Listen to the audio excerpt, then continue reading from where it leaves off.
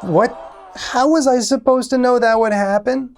I haven't saved for like 15 minutes. Freaking La-Mulana. This is La-Mulana. La-Mulana is hard, and I'm not talking about hard as in the pure vessel sense of the word. I'm talking about hard as in this game is legitimately unfair. If you choose to play this game, you're going to need to mentally prepare for things like instant death traps that aren't telegraphed, some of the most obscure puzzles you'll ever encounter, and a very rudely implemented knockback effect straight out of 1989, on top of a committal jump mechanic that will make you reach for the power button in frustration as you plummet 3 rooms down towards your demise. But in spite of all of that, La-Mulana is a really good game that feels incredibly rewarding to play, if you have the patience for it. Though, maybe in spite of is the wrong way to talk about this game's cryptic unfairness. Instead, what if we say because of? La-Mulana is good and rewarding because it is unfair and cryptic. La-Mulana is what I would classify as a loose metroidvania. Yeah, you have your large and interconnected world, and yeah, there are a few movement upgrades that you can find that are required for progression, but for an overwhelming majority of the game, focus is placed more on knowing where to go and when, using your rather large collection of hyper-specific keys that let you progress past some hyper-specific locks, rather than ever-evolving movement upgrades that elevate the gameplay. All that's to say that your character's capabilities don't evolve too significantly over the course of the game. You'll get a few new weapons to make enemies a little bit easier to churn through, a couple of small movement upgrades in the form of a wall cling, a double jump, and a very minor movement speed boost, and an ever-increasing health pool, but that's it. And you get most of this during the earlier portions of the game. La-Mulana is not very interested in making things easier for you. It wants you to have a hard time. La-Mulana is a game where you're tasked with exploring and deciphering the meaning of a vast set of dangerous underground ruins. Ruins that were created not just by an ancient civilization, but by many ancient species that predate the dawn of humanity as we know it. In fact, it goes even deeper than that with an enormous set of in-universe lore that is actually essential to understanding how to explore the ruins and how to solve its puzzles. Your mind right now might immediately jump to a game like one of the Zelda titles, where the solution to whatever puzzle you're trying to solve generally isn't too far away from you at any given moment. It might be a rather on-the-nose hint or even an element of the level design that's trying to catch your eyes in just the right way as a way to say, "Hey idiot, over here."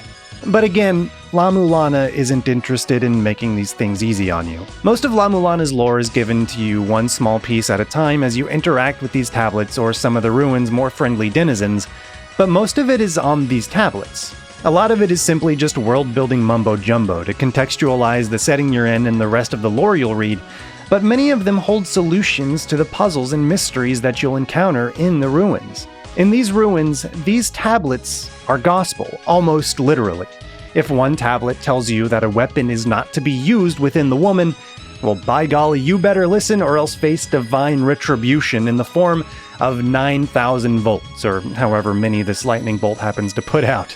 It's up to you to remember these tablets as best as you can, and try to understand what they even mean. Some of them are pretty straightforward. By using the tablets in the area, it's rather easy to deduce that the golden pyramid here is considered the man, while the silver or blue pyramid on the other side is considered the woman. But for every tablet like this that makes sense almost immediately, there are a dozen or so more that are either immediately confusing or simply not important, or apply to a puzzle on the other side of the world.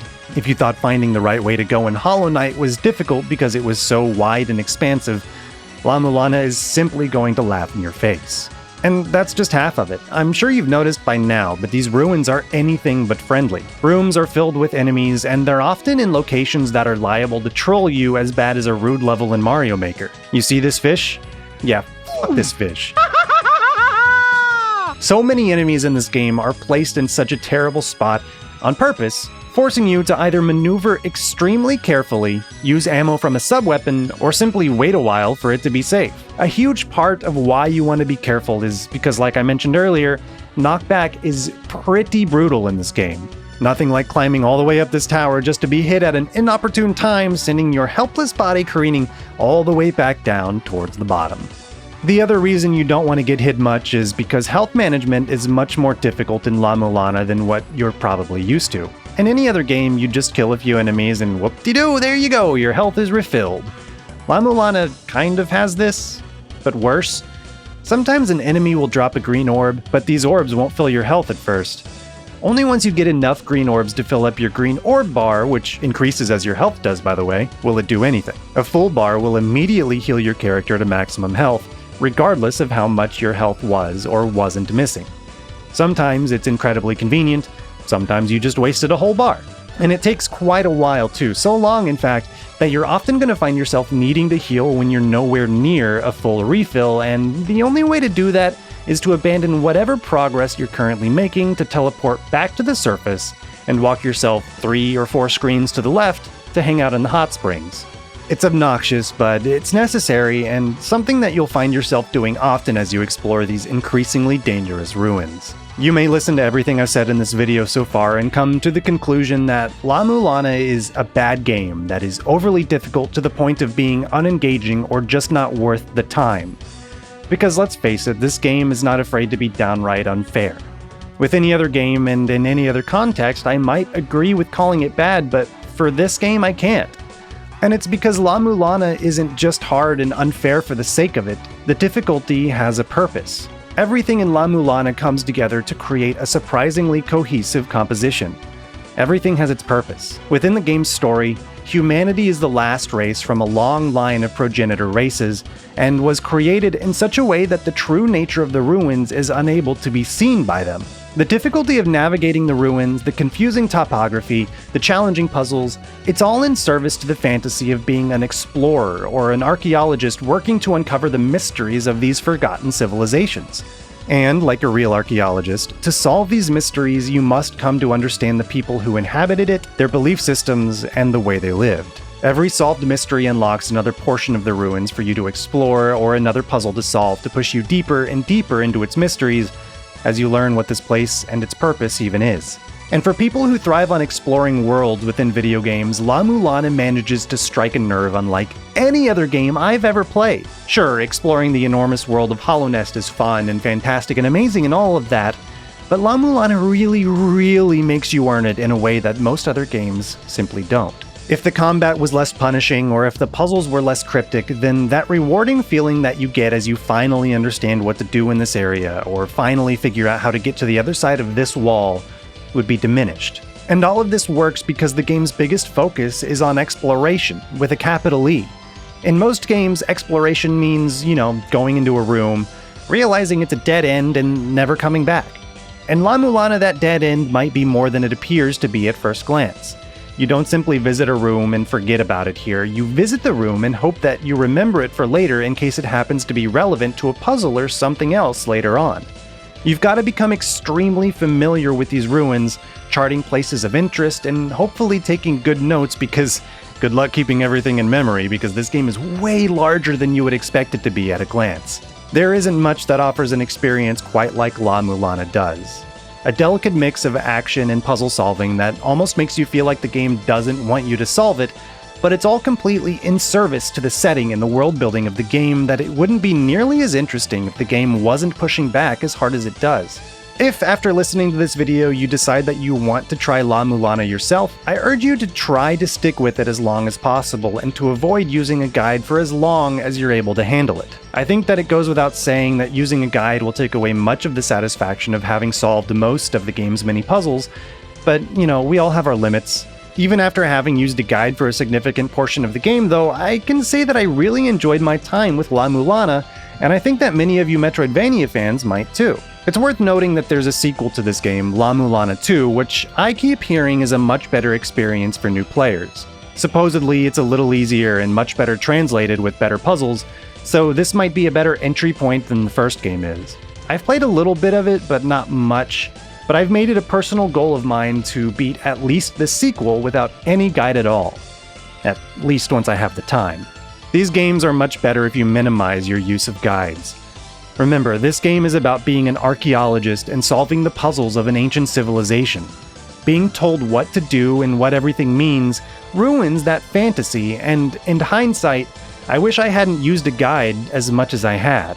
Puzzle games are something that you can only ever truly experience once, because even if you replay the game years later, having thought that you forgot most of it, you'll still likely remember just enough to make the experience completely different, and even much easier than it was before. La-Mulana is a game that laughs in the face of modern game design philosophy, and is better because of it. It's a game that isn't afraid to take risks, and isn't interested in being completely fair or holding your hand through any part of the process, and is stronger because of it. It's a game that delivers on the fantasy of its setting through gameplay and world design in a way that few other games are able to accomplish on the same level, and for that, it deserves to be commended, and it's all thanks to the unfair world of La-Mulana. If you're interested in playing La-Mulana or La-Mulana 2, you can either get them on PC or you can get them on Switch. I originally played them on PC, but I really wanted something to play on my Switch in handheld mode, and I thought that the puzzles and the long-form adventure that La-Mulana would offer would pair perfectly with handheld mode, and I think I was right. I enjoyed it a lot more on Switch than I did on PC. It's just easy to pick up and play. However, if you do choose to play La-Mulana, it is a metroidvania and it is a puzzle game, so it's going to demand a lot of your attention. If you've played metroidvanias in the past, you understand how hard it can be if you take a break for a few days or maybe even a week and then try to come back in and figure out where to go. It's nearly impossible. Combine that with the ridiculous puzzles in the very large world of La-Mulana, and you're going to have a bad time if you ever take any breaks. So if you choose to pick this up, you need to give it a lot of attention, and you should probably beat it before you pick up any other game. That's not a recommendation that I would make with most games, especially given how long La-Mulana is, but trust me on this one. I would also suggest taking really good notes. This video was a little bit shorter, and it was also a little more niche than the niche stuff that I usually cover. So if you made it this far, thank you so much for watching. And I want to give an extra special thanks to all of my YouTube channel members, especially those at the stand-up legend level, including Eric Lawrence and Tech Fusion. To the rest of you, thank you so much for watching, and I'll see you next time. You know, maybe I should get a better backdrop for this. I don't know if dark red curtains, a black sound panel. I don't know if that makes the best background, but you know what? I should be moving out in a couple months anyway. And then that's when we'll have a better background.